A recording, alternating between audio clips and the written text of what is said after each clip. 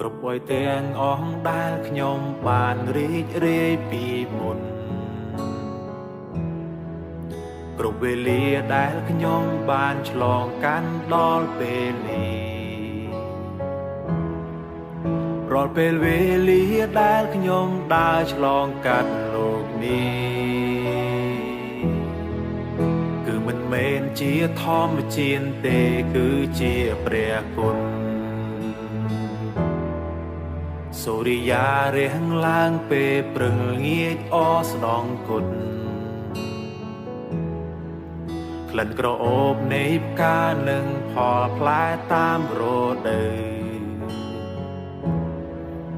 រាល់ពេលវេលានៃរដូវកាលបានផ្លាស់ប្ដូរ